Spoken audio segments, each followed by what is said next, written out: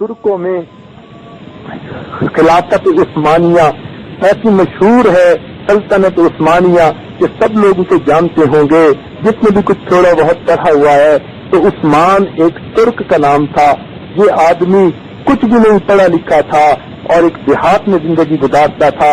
اس کے پاس اپنا تو کوئی علم نہیں تھا، لیکن ایک خوبی تھی، آئے گئے مہمان کی مہمان نوازی کرتا، تو اس کے پاس مسافر اکثر آ کر ٹھہرا کرتے تھے۔ اب اس کو بستی والوں نے کہا کہ تیری وجہ سے اجنبی لوگ آ کر یہاں ٹھہرتے ہیں، ہم اس بات کو پسند نہیں کرتے، چنانچہ انہوں نے تنگ کرنا شروع کر دیا۔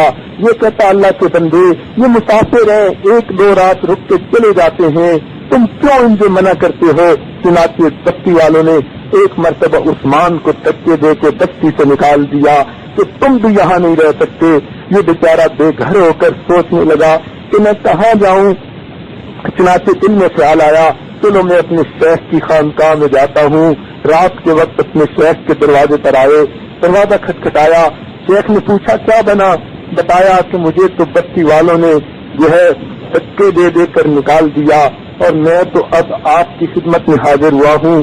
شیخ نے کہا بہت اچھا، تم یہاں پر ایک کمرے کے اندر ٹھہر جاؤ۔ یہ رات کو اس کمرے میں ٹھہر گئے، کچھ دیر سوئے رہے، بالآخر ان کی آنکھ کھلی۔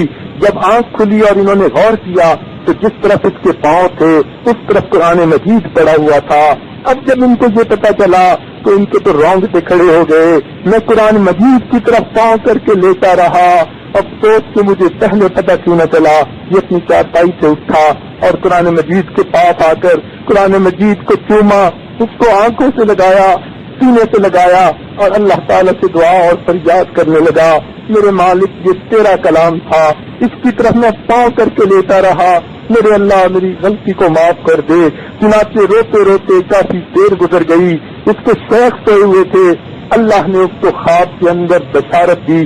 چنانچہ شیخ کی آنکھ کھلی، وہ اسی وقت اس کے کمرے میں آئے، فرمانے لگے عثمان اللہ نے تیری عاجزی کو قبول کر لیا، قرآن نے اللہ کے حضور شفاعت کی، اللہ اس کو لوگوں نے دھکے دے کے گھر سے نکالا، تو اس کو گھر عطا کر دے، قرآن کی شفاعت قبول کر لی گئی۔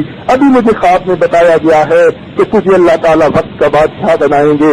یہ سن کر حیران ہو گیا، کہنے لگا حضرت نہ میں پڑھا لکھا اور نہ میں اب تو میں گھر سے بے گھر ہو گیا، میں کیسے بادشاہ بنوں گا؟ فرمانے لگے یہ تو اللہ کا معاملہ ہے، لیکن خواب آیا ہے کہ یہ پورا ہو کر رہے گا۔ چنانچہ یہ شیخ سے اجازت لے کر جب ان کے گھر سے باہر نکلا، اسے راستے میں 12 آدمی ملے۔ انہوں نے کہا کہ ہم نے نیت کی تھی کہ ہمیں صبح صبح جو بھی آدمی ملے گا ہم اس کو اپنا امیر بنائیں گے، لہذا آپ ہمارے امیر ہیں، ہم آپ کے فوجی ہیں۔ یہ ان کو لے کر پھر آگے بڑھا، جس بستی سے گزرتا گیا اس بستی کے لوگوں کو اپنے ساتھ ملاتا گیا، لوگوں نے پیسے بھی اسے دیے، لوگوں نے اس کے ہمدردیاں بھی دیں اور اس کے ساتھ کرنے کا وعدہ بھی دیا۔ چنانچہ یہ بڑھتے بڑھتے عیسائی بادشاہ جو سلطنت روم کا بادشاہ تھا اس کی طرف اس نے بڑھنا شروع کر دیا۔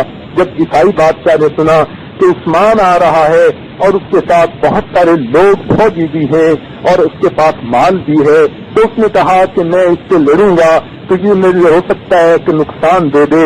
اس نے اس سے سلو کرنے کی پیشکش کی کہ میں تمہیں اپنی فوج کا کمانڈر ان چیف بنا لیتا ہوں، تم میرے ساتھ جنگ نہ کرو۔ چنانچہ یہ عثمان جو گھر سے بے گھر ہو گیا تھا قرآن کی شفاعت کے بدلے فوج کا کمانڈر ان چیف بن گیا۔ کچھ عرصے کے بعد وہاں عیسائی بادشاہ کی جب موت آ گئی، اس کا کوئی بیٹا نہیں تھا جو بادشاہ بنے، چنانچہ یہ فوج کا کمانڈر ان چیف تھا، یہ اس ملک کا بادشاہ بن گیا اور یوں اس کی آئندہ آنے والی کئی نسلوں کے اندر حکومت چلتی رہی۔ اللہ رب العزت نے مہربانی فرما دی، وہ انسان جو قرآن پڑھنا بھی نہیں جانتا تھا، جس کے پاس علم بھی نہیں تھا، لیکن قرآن کے ادب کی وجہ سے قرآن نے اللہ رب العزت کے ہاں شفاعت کی، اللہ نے اس بندے کو ایک ہر انسان کو اللہ نے ملک کا بادشاہ بنا دیا، سر پہ تاج ہے، تخت کے اوپر بیٹھ کر حکومتیں کر رہا ہے، اس کی اولادیں بھی دنیا کی بادشاہ بن کر گزری۔ چنانچہ خلافت عثمانیہ کے دور میں یہ دستور تھا اس نے دیا ہوا کہ عدالتوں کے فیصلے قرآن کے مطابق ہوں، جب کوئی مقدمہ ہوتا قرآن مجید کو عدالت میں لایا جاتا۔